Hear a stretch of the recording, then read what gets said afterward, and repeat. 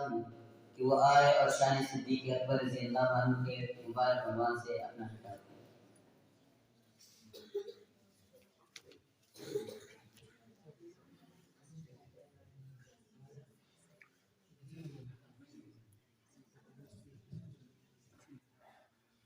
نحمده ونصلي على رسوله الكريم أما بعد فأعوذ بالله من الشيطان الرجيم بسم الله الرحمن الرحيم وسيجنبها الأتقى الذي يؤتي ماله يتزكى وما لأحد عنده من نعمة تجزى إلا ابتغاء وجه ربه الأعلى ولسوف يرضى وقال النبي صلى الله عليه وسلم أنت صاحبي على الحوض وصاحبي في الغار صدق الله العظيم وصدق رسوله النبي الكريم ونحن على ذلك من الشاهدين والشاكرين والحمد لله رب العالمين۔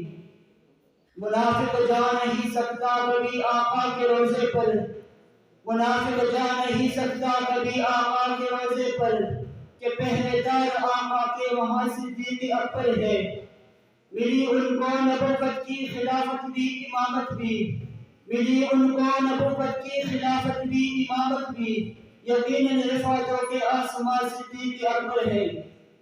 میرے انتہائی واجب الاحترام اساتذہ اکرام، اعلیٰ درجے پر فائز منصفی نظام اور میرے قابل قدر ساتھیوں، السلام علیکم ورحمۃ اللہ وبرکاتہ۔ آج میں آپ حضرات کے سامنے جس موضوع کو اپنے لبوں پر سجا کر حاضر ہوا ہوں وہ سیدنا صدیق اکبر کے فضائل و مناقب پر مشتمل ہے۔ افضل الناس بعد الانبیاء سیدنا صدیق اکبر کے فضائل و مناقب کو بیان کرتے وقت ان تین نکات کو سامنے رکھنا ہوگا۔ میں بھی انشاءاللہ آپ حضرات کے سامنے اسی ترتیب سے عرض کرنے کی کوشش کروں گا۔ نمبر 1 فضائل سیدنا صدیق اکبر قرآن کی نظر میں، نمبر 2 فضائل سیدنا صدیق اکبر حدیث کی نظر میں، اور نمبر 3 فضائل سیدنا صدیق اکبر یاران رسول کی نظر میں۔ سامعین محترم، سیدنا صدیق اکبر اس قدر بعظمت شخصیت ہے کہ قرآن مجید ان کے شان اقدس میں رتب اللسان ہے۔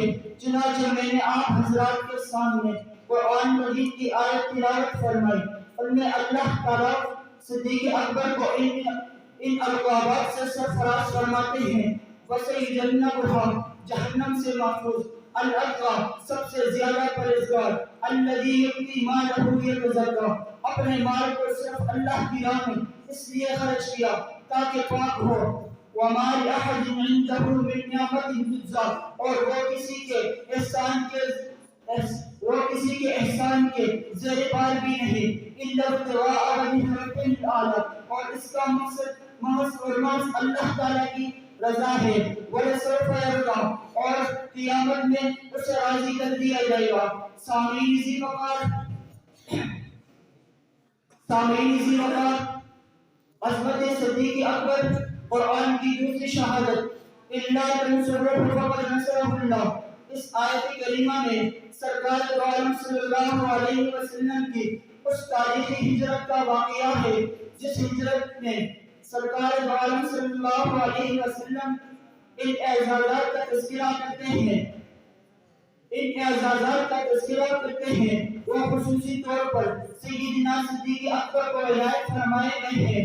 ثانی اثنین اذ ہما فی الغار اذ یقول لصاحبہ لا تحزن ان اللہ معنا جب وہ دو آدمیوں میں سے دوسرے تھے اور جب وہ دونوں غار میں تھے، جب وہ اپنے ساتھی سے کہہ رہے تھے کہ ڈرو نہیں، اللہ ہمارے ساتھ ہے۔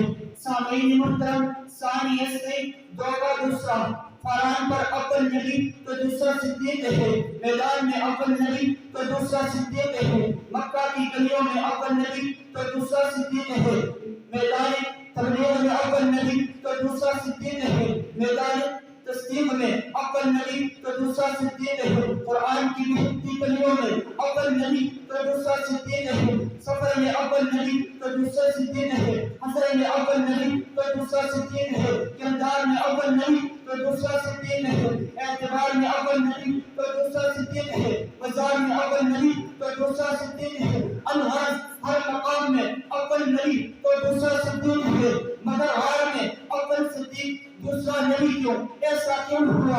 توجہ کی ضرورت ہے۔ جہاں خود کا مقام تھا، جہاں عاشق کا مقام تھا، وہاں نبی اول گئے، دوسرے صدیق گئے، مگر جہاں محمود پر دکھ تھا وہاں صدیق اول گئے، پھر حضور گئے۔ سامعین محترم، میں آپ حضرات کے سامنے ذرا حدیث کا سہارا لیتے ہوئے عظمت صدیق اکبر پر روشنی ڈالنا چاہوں گا۔ عن ابن عمر رضی اللہ تعالی عنہ قال ان رسول الله صلى الله عليه وسلم قال لأبي بكر أنت صاحبي على الحوض وصاحبي في الغار۔ ابن عمر رضی اللہ تعالی عنہ فرماتے ہیں کہ ابو بکر کے لیے حضور صلی اللہ علیہ وسلم نے کہا کہ یہ میرا حوض اور غار کا ساتھی ہے۔ آپ حضرات کو معلوم ہے کہ آپ صلی اللہ علیہ وسلم نے صدیق اکبر کو حوض کا ساتھی کیوں بنایا؟ چونکہ حوض کوثر پر سرور کائنات صلی اللہ علیہ وسلم جام کوثر تقسیم فرمائیں گے۔ صدیق اکبر کو ساتھ اس لیے رکھا تاکہ پہچان کر جان دے کہ اپنا کون ہے اور بیگانہ کون ہے۔ جو دنیا میں صدیق اکبر کے قریب ہوگا وہ حوض کوثر پر بھی صدیق کے قریب ہوگا، اور جو دنیا میں صدیق اکبر سے دور ہوگا وہ حوض کوثر پر بھی صدیق سے دور ہوگا۔ صاحبی علی الحوض و صاحبی فی الغار کا کیا دور ہوا؟ توجہ کی ضرورت ہے۔ اگر غور فرمائے تو یہاں بھی ایک باریک نکتہ ہے، یہاں بھی ایک باریک نکتہ ہے کہ غار میں صدیق کے دشمن نے صدیق کو پہچانا تھا، اور حوض کوثر میں صدیق اپنے دشمن کو پہچانے گا۔ غار میں بھی دشمن کا مقابلہ تھا، اور غار میں بھی دشمن کا مقابلہ تھا، اور حوض کوثر پر بھی دشمن کا مقابلہ ہوگا۔ سامعین محترم، عظمت صدیق اکبر یاران رسول کی نظر میں حضرت عمر بن خطاب رضی اللہ تعالیٰ عنہ ابو بکر رضی اللہ تعالیٰ عنہ کے لیے کہتے ہیں کہ ابو بکر صدیق لوگوں میں سے سب سے افضل ہے۔ وما علینا الا البلاغ۔